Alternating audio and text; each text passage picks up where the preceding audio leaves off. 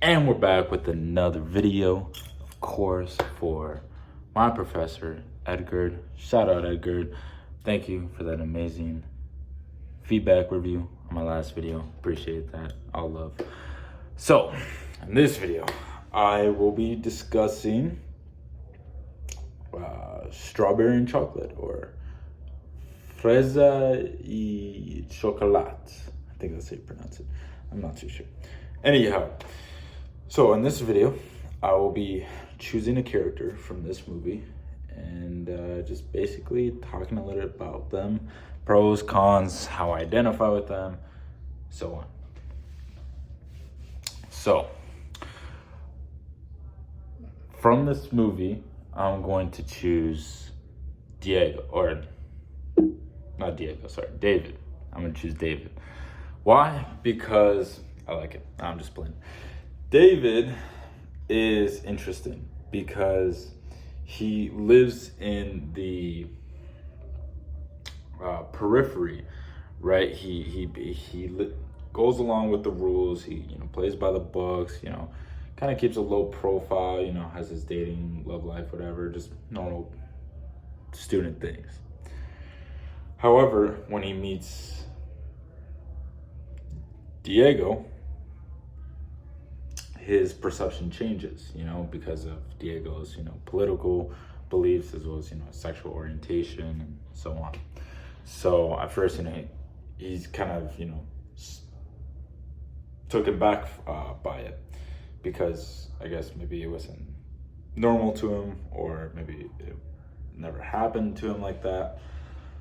Either way, it was different. It was outside of the periphery of how he was living life, how society brought him up and basically told him how to think. Because he's still a student, right? So he doesn't really have true real world experiences. So of course, this leads him to, being a bit uncomfortable first, but the more and more time he spends with Diego, the more he kind of opens up, branches out new perspectives, which is really great. I mean, it just shows you the, my chair. It just shows you the power of knowledge and experience.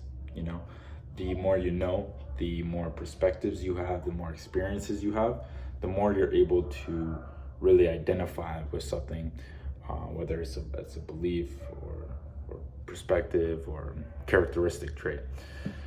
But when you have those different types, you're more able to select something. And you can see David do that throughout the whole movie. He starts to kind of open his mind more, be a bit more relaxed, and of course, at the end, well, not just at the end, throughout the whole movie, he becomes friends with Diego, and at the end, you can really see that bond of friendship, even if there are still some differences between them. They lay it aside for their friendship, which was really great. So I'm just not reading off here. I just want to make sure I'm touching on all key points here. I guess I identify with David because, growing up, I've, there's been times, I try and,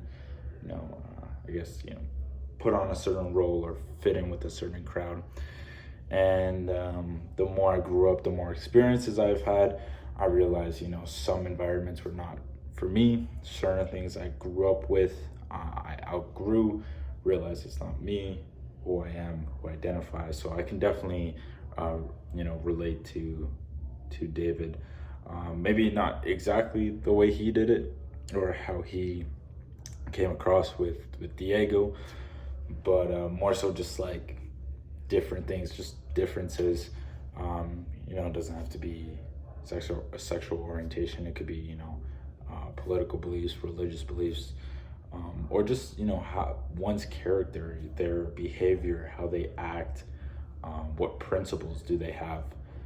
That would probably be the biggest switch I've had. Growing up, I was surrounded by a certain type of principles, well, really, I wouldn't even call them principles. Like, when I was younger, the friends I had or influences I've had didn't really have principles. So that led me to, going out to the real world, experience it for what it is, understand that, everyone has to have principles. Otherwise it's just, well, who are you, right? After, those experiences, I decided to, develop my own principles, my own character, behavior, and kind of had that shift. And some people in the past have had to let go, just because there's not much to talk about. Others, I still sometimes keep in contact with, check up, maybe teach them some things here and there. But I definitely relate to David in that way, where he has this like kind of coming around shift in the movie, where he thinks one way and he's super strong, super secure, confident in that belief, and I guess his attitude towards someone like Diego. And throughout the movie kind of has that shift where he becomes friends with him. So yeah, it was a really good movie. I really enjoyed David, his character. Describe what is the role of the character Diego was. Yeah, so basically, yeah, his role in Cuba, be a student, just take in whatever is given to him by his teachers and educators, kind of just, keep the head down and just do as you're told, go about, don't try and go out of the norm, just stay inside. Of course, Butler's gender performance can be seen throughout this whole movie, different gender roles, different characters. And then Diego kind of just like switches it all up and just kind of does his own thing. And David learns from that, sees that, and implements some things that Diego possesses in his character, and implements it for himself.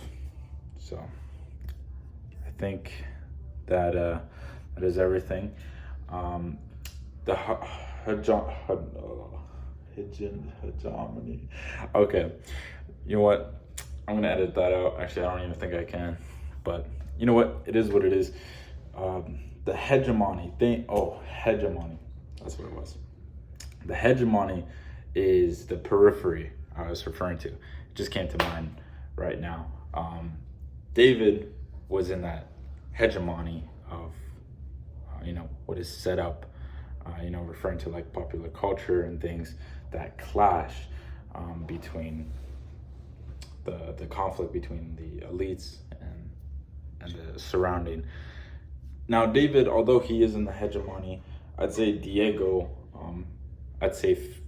sees that conflict more so, because of course, like, not only does he have pressure from the elites who actually tried to, get him out and get him in a lot of trouble, but also on a societal level. But that's about it. That's about all about I wanted to say. I think summed up David pretty well. Interesting character.